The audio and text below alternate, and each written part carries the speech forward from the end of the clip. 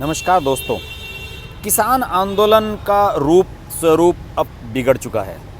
किसान आंदोलन के बारे में अब बात करने का मन नहीं करता। किसान आंदोलन उस समय तक बहुत अच्छा लग रहा था जिस समय तक किसानों को सरकार बातचीत के लिए बुला रही थी, किसान बातचीत के लिए जा रहे थे, मीडिया अच्छी तरीके से कवरेज कर रहा था और मीडिया लगातार ये बता रहा था कि किसानों ने इस आंदोलन को कितने व्यवस्थित तरीके से चलाया है। वहाँ पर जहाँ टिकरी बॉर्डर पर, सिंघू बॉर्डर पर, गाजीपुर बॉर्डर पर किसान कितने डिसिप्लिन तरीके से रह रहे हैं लगभग 1.5 महीने से, उनके खाने की व्यवस्था क्या है, महिलाओं का सहयोग किस कदर है और कैसी वहाँ की जीवन शैली किसानों की हो गई है।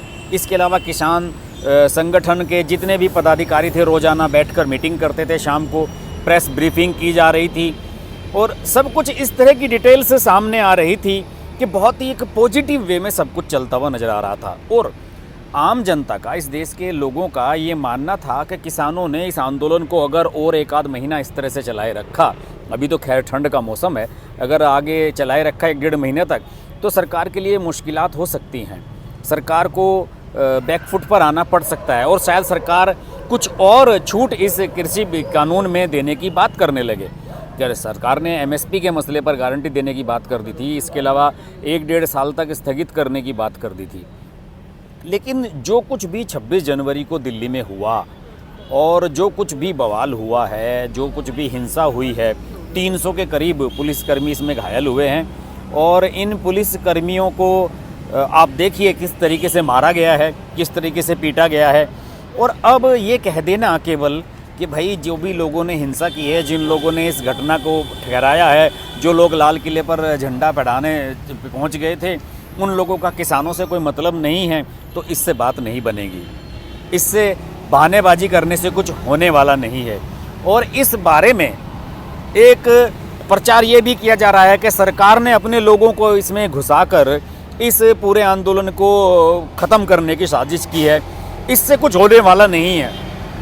किसानों को, किसान नेताओं को ये मानना पड़ेगा कि जो कुछ भी यहाँ पर हुआ, जो कुछ भी ट्रैक्टर मार्च के बहाने दिल्ली में हुआ, वो बहुत ही अनएक्सपेक्टेड था और बहुत ही शर्मनाक था।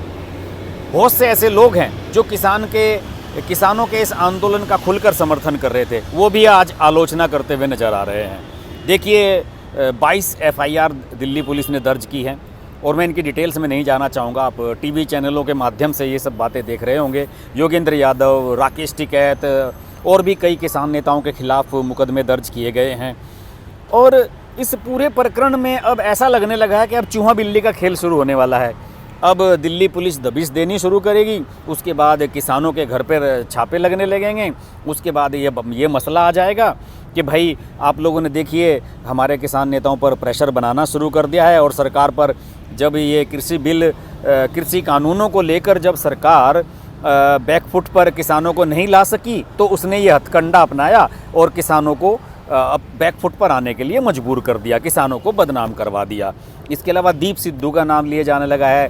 उसके सनी देओल और मोदी के साथ जो फ़ोटो हैं उनको ट्विटर पर, सोशल मीडिया पर शेयर किया जा रहा है। सनी देओल ने 6 दिसंबर को ये कह दिया था कि दीप सिद्धू से मेरा कोई मतलब नहीं है और अब 26 जनवरी को ये घटना हुई है, 1 महीना 20 दिन बाद। तो क्या इस दौरान इन सब लोगों को, जो किसान नेता हैं, जो पंजाब से आए हुए किसान हैं, क्या उन लोगों को नहीं पता था कि दीप सिद्धू का क्या स्टेटस है? क्या आप इसके लिए अब सनी देओल को जिम्मेदार ठहरा देंगे? सनी देओल ने ये सब करा दिया है, गलत बात है।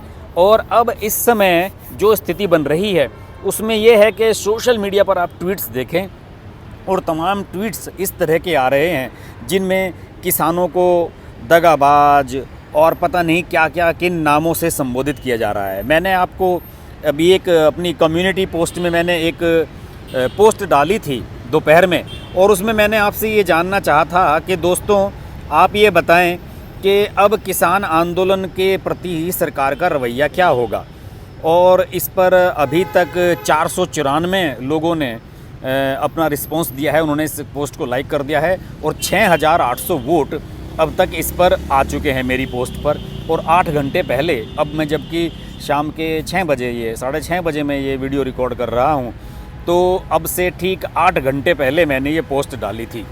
और इसमें से मैंने ऑप्शन दिए थे कि किसान आंदोलन का क्या भविष्य लगता है आपको? और मैंने ये भी कहा था कि जो आप लोग विचार अपने बताएंगे उन्हें मैं अपने वीडियो में शामिल करूँगा। मैंने इसमें क्वेश्चन किया था कि दिल्ली की सीमाओं पर धरना चलता रहेगा, ऑप्शन ए था। इस पर लोगों ने कहा है 11% ने इससे सहमति जताई है। सरकार किसानों से फिर बातचीत शुरू करेगी। केवल 5% लोगों ने ये माना कि सरकार किसानों से बातचीत फिर से शुरू करेगी। किसान नेताओं पर सख्त कार्रवाई की जाएगी। 75% लोगों ने ये बात माना है कि अब किसान नेताओं पर सख्त कार्रवाई की जाएगी। और एक मैंने ऑप्शन दिया था कि सरकार जबरन किसानों को हटा देगी। केवल 8% लोगों का मानना है कि जबरन किसानों को ये जो बॉर्डर पर धरने चल रहे हैं दिल्ली के, उनसे हटा दिया जाएगा। 6,800 वोट में से 75% लोगों का ये मानना है कि किसान नेताओं पर सख्त कार्रवाई की जाएगी और सख्त कार्रवाई के संकेत मिलने लगे हैं। राकेश टिकैत का नाम आ जाना और उसके अलावा योगेंद्र यादव का नाम आ जाना, ये सब दर्शाता है कि क्या स्थिति चल रही है। और इस पर कुछ कमेंट आए हैं। इसमें एमी टॉक्स का कमेंट आया है कि कुछ नहीं होगा, नेता अपनी नेतागिरी चमका रहे हैं और कुछ सिखों की ये इस वजह से पूरी कौम बदनाम होगी और कुछ नहीं होगा। इसके अलावा ऋषि दीक्षित का कहना है कि देश में गलतफहमी का अनुमान कुछ ज़्यादा ही होता है, जैसे कंप्यूटर आने के बाद नौकरी ख़त्म हो जाएगी। इनका मानना है कि लोग कहते थे कि कंप्यूटर आने के बाद नौकरियां ख़त्म हो जाएंगी, लेकिन ऐसा नहीं हुआ। इसके अलावा कुछ लोगों का ये मानना है कि कोई विकल्प नहीं है, इन तथाकथित नेताओं पर कार्रवाई ही होनी चाहिए, सख्त से सख्त कार्रवाई होनी चाहिए। इसके अलावा दिलीप का कमेंट है कि अभी भी आपको ये किसान आंदोलन लगता है, क्यों भ्रम पैदा कर रहे हैं श्रीमान। इन लोगों का मानना है कि अब इसे किसान आंदोलन नहीं कहा जाना चाहिए। तो कुल मिलाकर इस पोस्ट में ये स्पष्ट हो गया है कि सब लोग ये चाहते हैं कि सख्ती के साथ किसान आंदोलन से सरकार निपटे और अब इन लोगों को, किसानों को बॉर्डर पर से हटाने का भी अभियान शुरू किया जाना चाहिए। बहरहाल मैं इन सब चीज़ों में नहीं जाना चाहता हूँ और मेरा ये मानना है कि इस घटनाक्रम को लेकर किसान यूनियन, खासतौर से भारतीय किसान यूनियन टिकैत वाली जो है पश्चिम उत्तर प्रदेश में बहुत प्रभावशाली रही है। पिछले 3-4 दशकों से मैं इनकी राजनीति को लगातार देख रहा हूँ। ये संगठन पूरी तरह अराजनीतिक रहा है और चौधरी महेंद्र सिंह टिकैत, जिन्होंने कभी 80s में ये संगठन खड़ा किया था, वो हमेशा अराजनीतिक रहे। उन्हें राज्यसभा सांसद बनने की भी ऑफ़र मिली थी, लेकिन उन्होंने ठुकरा दिया। और वहाँ पर जहाँ पर महेंद्र सिंह टिकैत की राजधानी जिसे कहा जाता था, सिसोली गांव, मुजफ्फरनगर ज़िले का एक छोटा सा कस्बा है, वहाँ पर तमाम मुख्यमंत्री, बड़े बड़े नेता वहाँ पर जाते रहे हैं। पूर्व प्रधानमंत्री HD देवगौड़ा ने तो मंच साझा किया था टिकैत के साथ जाकर, और तमाम लोग वहाँ पर जाते रहे हैं। और सभी की जो एक इच्छा ये रहती है कि आप अगर यूपी में चुनाव लड़ रहे हैं तो हर दल ये चाहता है कि वो महेंद्र सिंह टिकैत या भारतीय किसान यूनियन का जो टिकैत वाला धड़ा है उसको साथ लेकर वहाँ चलने की कोशिश करता है। लेकिन अब स्थिति कुछ अलग बनती जा रही है। अब किसान यूनियन के पर मुद्दों के आधार पर, सोच के आधार पर किसान यूनियन में बिखराव हुआ है। और जिस तरीके से टेलीविज़न वाले राकेश टिकैत के बयान को हाईलाइट कर रहे हैं कि हम बक्कल उतार देंगे, हम ये कर देंगे, हम वो कर देंगे, हम लाल किला जाएंगे, तो टोटल इस तरीके से प्रेजेंट कर दिया गया है कि जैसे राकेश टिकैत के कहने पर ही सब कुछ हुआ है। हालांकि मैं नहीं मानता कि राकेश टिकैत के कहने पर ये सब कुछ हुआ है। इसमें तमाम शरारती लोग घुसे हुए थे जो लाल किले पर चढ़ गए, झंडा फहरा दिया और तमाम हरकतें की। लेकिन इस मामले में टोटल किसान यूनियन की भी किरकिरी हुई है। और भारतीय किसान यूनियन एक गांधीवादी संगठन रहा है और हमेशा स्वर्गीय महेंद्र सिंह टिकैत अपना जो आंदोलन किया करते थे, उनका आंदोलन होता था कि ताकत के बल पर, एक समूह के बल पर हम अपनी ताकत का आभास करें। दिल्ली के बोट क्लब पर महीनों तक धरना चला था और पूरी सरकार हिल गई थी। लेकिन इस बार मुझे लगता है कि भारतीय किसान यूनियन ने मैच्योरिटी का परिचय नहीं दिया, अपरिपक्वता नज़र आई। और राकेश टिकैत का जो इस टोटल प्रकरण को हैंडल करने का तरीका है वो भी मुझे गलत लगा। कुछ किसान संगठनों ने भी इसकी आलोचना की है राकेश टिकैत के रवैये की। तो मेरा मानना ये है कि इस मामले में किसान यूनियनों को अब ये सोचना चाहिए कि क्या इस बात को और बढ़ाना चाहते हैं वो। अब अगर वो लोग चाहेंगे बातचीत के लिए तो ये शर्तें भी रखी जा सकती हैं कि जो मुकदमे दर्ज किए जा रहे हैं वो वापस ले लिए जाएं। लेकिन इससे पहले कि मुकदमे मुकदमों के बेस पर पुलिस दबिश शुरू करे, गिरफ्तारियां शुरू हों, मामला और ज़्यादा गंभीर हो, उससे पहले किसान संगठनों को फिर से टेबल की तरफ चलने की सोचनी चाहिए और बातचीत की तरफ पहल करनी चाहिए। देखते हैं आगे इसका क्या स्वरूप होता है। बहरहाल अब तो यही नज़र आ रहा है कि किसानों का जो ये आंदोलन है अपने मुद्दे से भटक चुका है और अब इसे एक दिशा देने की ज़रूरत है।